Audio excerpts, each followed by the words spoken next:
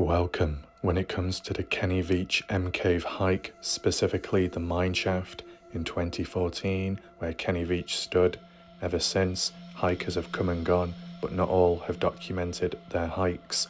Though, recently, in 2025, a new upcoming hiker has emerged from the shadows and has documented what they saw at the Mineshaft.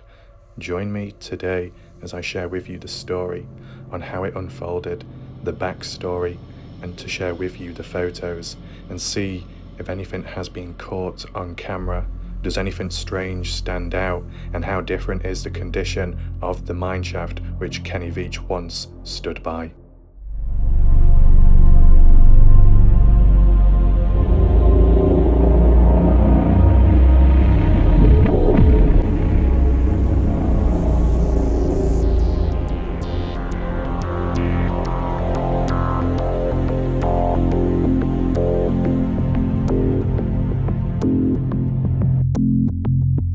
It was brought to my attention recently on an old video of mine, the username known as 4949 Shooter, credit to them, one day ago reached out and said, I have 3 pictures of the abandoned mineshaft taken last month on Easter Sunday. One of them doesn't show much as the view is blocked by my self-picture. Jeff Clark suggested you might be interested in examining them. If so, I can forward them to you. And so I responded, and they reached out efficiently. Shout out to them. In addition, it's good of them to show a photo of themselves within the view of the mineshaft, just so it can be documented along the way to know who goes in and who comes out. Because if Kenny Veach is truly out there in the desert, we don't want any other hikers going missing out there, do we? The first image, what you can see on screen, is of the hiker himself, credit to them. And to be honest, those sunglasses, what he's wearing, it does provide a reflection so you can see it from a different point of view. And it is important to acknowledge because the direction that he's facing in, there was like a formation of rocks and stuff piled on top of one another, which is kind of like a cache point. That was a mystery in itself previously, but it was cleared up. I can make reference to that shortly. But as for the background, he's up close near to the mineshaft, which Kenny Veach was at, as you saw in Kenny's original hike footage. In regards to the mystery of what could be within the mineshaft, could Kenny Veach be there? Well, he's not been found there, no bones either, but his phone was found nearby. As for the condition of it, unknown of. Red Rock Search and Rescue didn't answer in regard to the condition of Kenny's phone. If it was smashed and broken, that could be considered kind of dark, and why would it be done like that? To dispose of it, to make sure that it can't be traced or tracked. If it's in good condition, it was just gently placed down, not in a rush. So there's different ways you can look at it there. It can tell a story, but what does the mineshaft tell us about now, with it being 2025? Because you look back to, I think it's 2016 or more so 2017, then you had roughly 2021 and 2022 with the likes of Scott Natal, and with this being 2025, how drastic does it look? Has it changed exceptionally? Not so much.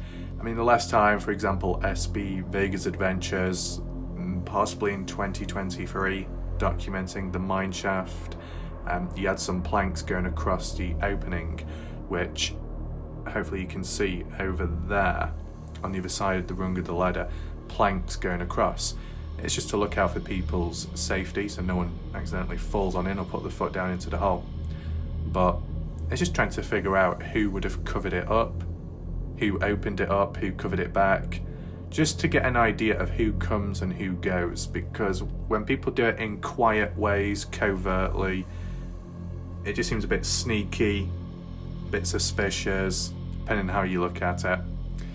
But I guess one thing that stood out to me more nowadays is the condition of the boards, the flooring, just in front of the ladder, as you see there, how loose the planks appear to be. Some major gaps and damage as well, and that'd be wear and tear with time, and maybe some people stepping on it to try and lean over to see what's within. The other thing that stood out to me, don't know if anyone else agrees, Jeff Clark, let me know your thoughts. That ground, the dirt, the sand, whatever you want to call it, I'm just trying to think to a previous image.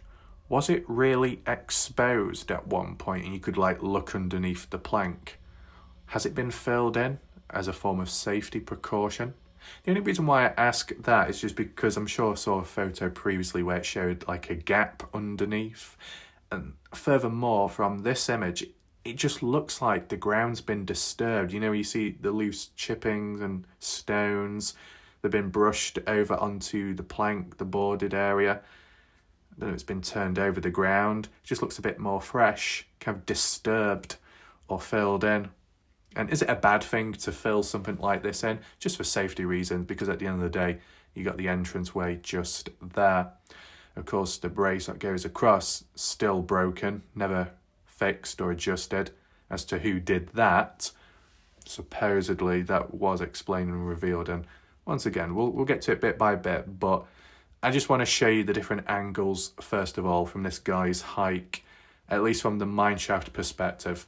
In regard to other photos and footage, whatever it may be, if they do want to share or expand, elaborate, feel free to reach out or leave a comment down below and we'll go from there. Nothing too significant, major in difference. You got the planks, collection of woods back there in the backdrop. Kind of scattered about, not much going on there. And then bottom left, like a little log and stuff. I don't know if Jay Silverheel's offering is still there, like the loose coins out of respect for Kenny. It was roughly around there on the ground where Kenny's phone was found at. Interesting spot because that's where he started his hike video. And I guess, it's where he started his journey on his final hike, going wherever. And yeah, people say Kenny did that as a means to not be traced or tracked. Leave your phone behind. Wouldn't it be easier to leave your phone at home to ensure no one gets as close as they did to the mineshaft because of the phone, right? Possibilities.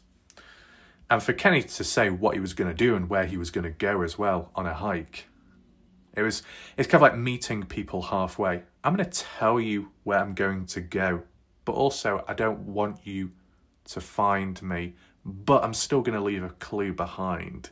But I'm leaving the phone there, so then you can't trace me any further. So Kenny wanted people to go out so far, but not all the way to find him. That's what I mean. It's unusual. It would have been easier just leaving your phone right behind if you weren't intending on returning back for certain reasons. Now, the only important thing to acknowledge to those that may not be aware, like the hills, mountainous area, on the other side, over that way, on the other side of, I guess you call it the canyon, Jeremy Canyon, over that way, which is facing kind of like west, kind of northwest-ish. Further off screen to the right is Wild Horse Pass, but over that way, where you're looking, I can't remember which ravine it was up. Could be somewhere over that way or a bit further off camera. You had SB Vegas Adventures, which did hike up that way. Took them a bit of time because it goes up and down, up and down. And once getting up there, notice the possible signs of like a fill in or it kind of crumbled on itself, implosion of a potential of a mine, another mine shaft. Is it something that Kenny Veach stumbled across and fell down in? Who knows? But if there was any other mine shafts nearby, which are now filled in, covered up to some extent, who knows? It's always worth acknowledging because you could argue and say that the phone was placed at this mine shaft as a decoy, and if there's another mine shaft elsewhere, did Kenny go to it? But we've also got to acknowledge Kenny was looking for an M cave, not a mine or a mine shaft.